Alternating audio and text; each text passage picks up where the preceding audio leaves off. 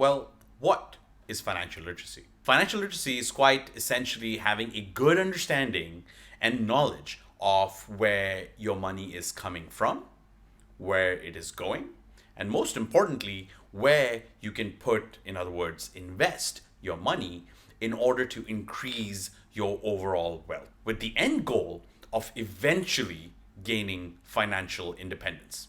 And this is now even more important in a post COVID world. With that, let's jump right in.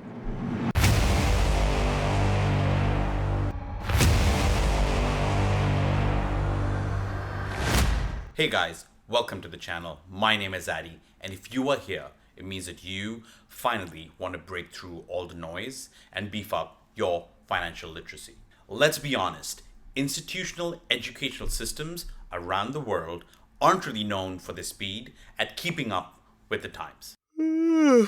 Nevertheless, there is a lot that is out there which really is a catch-22, because the good is that the percent of the population that has access to financial information has significantly gone up since the 90s. However, as a result of that, what's happening now is there are a ton of scams in crypto, NFTs, and even in the stock market and real estate. Yes, I said real estate. Forget what your parents told you about buying a house in your 30s. Unless you're in the 1% or are incredibly lucky, doing this today is hard and not necessarily profitable. The key to financial literacy are the following 5 things. Number 1, income generation.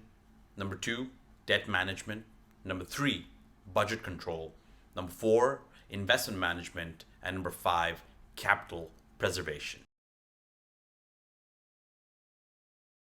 Income generation is obviously one of the most important, of course. After all, you can't have financial literacy without any finance or money. Get it?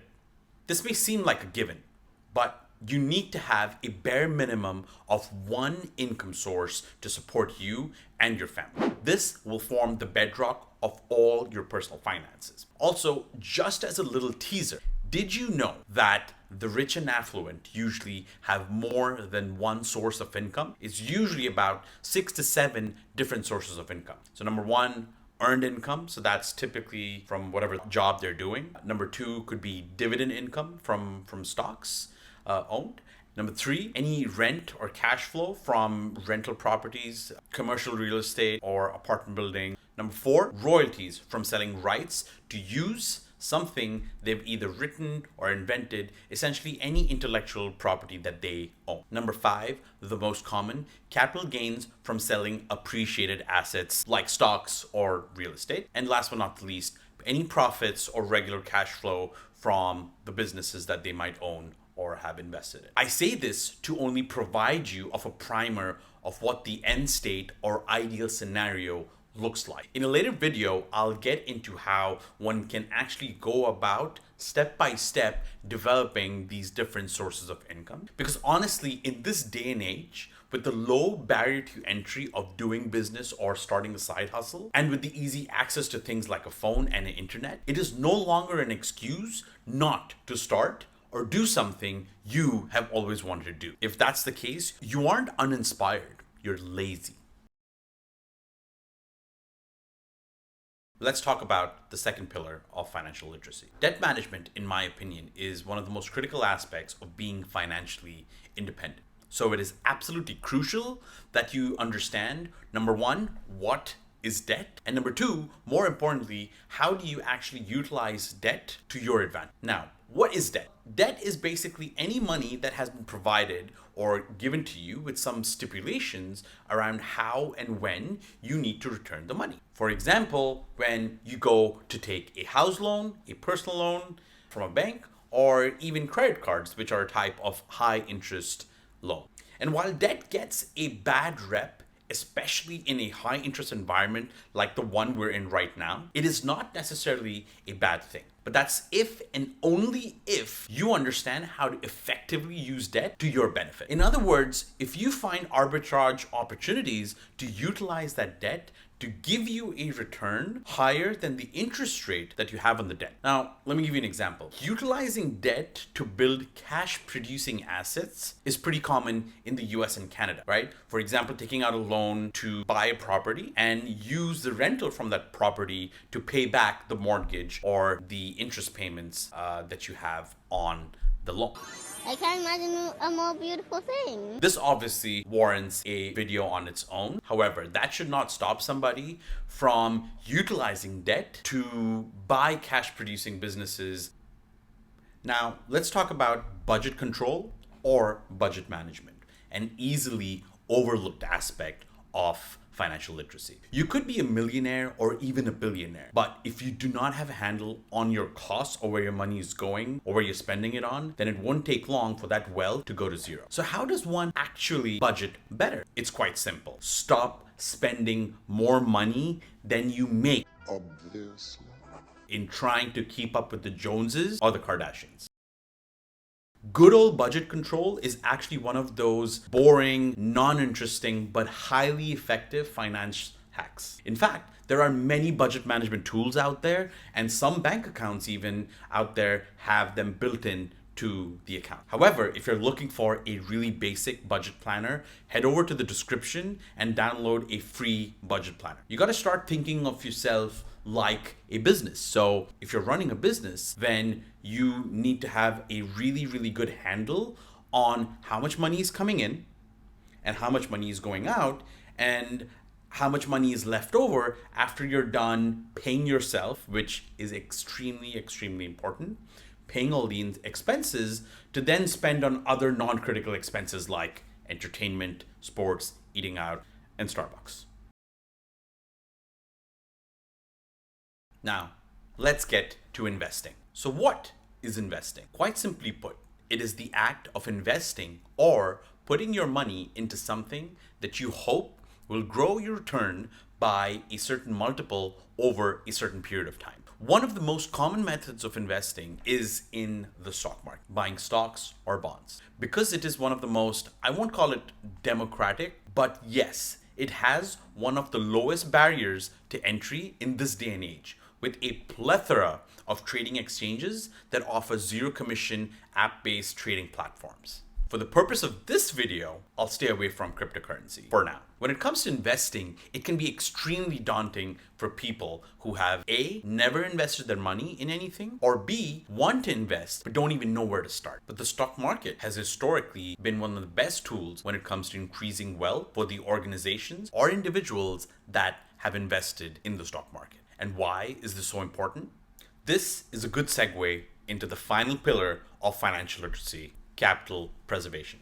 Capital preservation essentially means that at the end of the day, at the very least, you want to ensure that your core capital or money is protected. I love talking about Maslow's hierarchy of needs, which essentially portrays the fact that we as human beings, while we think we want to aspire to great things, in reality, till we conquer the basic levels of the pyramid, which are essentially our basic needs, it becomes difficult to try and attain or move up in the pyramid to work on ourselves and try and attain our true potential. This pyramid is in fact a good reason why a multitude of people go their entire lives working a 9-to-5 job, not aspiring for more, because they think that they are stuck at the bottommost level of the pyramid, just trying to live their daily lives, just trying to meet their daily basic needs. But what does this have to do with capital preservation? Everything.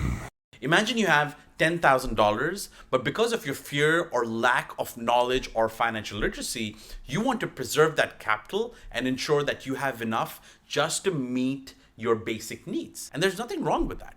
But guess what? The big bad inflation is continuously eating away at your money. But what is inflation really? Inflation is what causes oranges to be worth $1 today and jump to $2.5 the next year. Inflation is a very real problem that we have, and while controlling it is not always the easiest jobs for central banks of countries, people like you and I need to be aware about it and how it impacts us in our daily lives. And because of this rise in prices of our goods and products that we use on a daily basis, very naturally, the purchasing power of the currency falls. What that means is essentially if $1 buys you one orange today, if a year from now, one orange is worth $2.5, essentially your $1 is no longer worthy of buying one orange. Your $1 can only essentially buy 40% of an orange. So if you're one of those people that would prefer to preserve your $10,000 and have it just sit in a bank account, guess what? The purchasing power of your currency decreases each year by the same percent that inflation rises. So how do you combat that?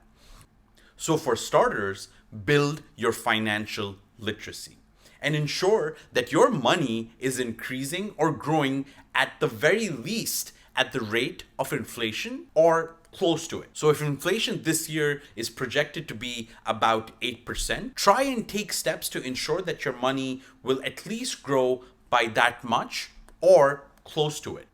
So how do you learn about financial literacy? Well, there's a lot of free knowledge and material out there on the web, YouTube, and Google, along with podcasts, meetups in your area, and you might even look at getting yourself a mentor to give you general directional advice. But at the end of the day, the responsibility falls on you to increase your literacy and then, of course, take action. Because knowledge without action is just being lazy and scared. Money is the second most important resource right now. Time is money, but having more money allows you and gives you more time to do the things that you want to do. I know there was a lot in this video, but we'll dive into each of the things that I've discussed. Thank you for watching, and make sure you like and subscribe to stay tuned for more.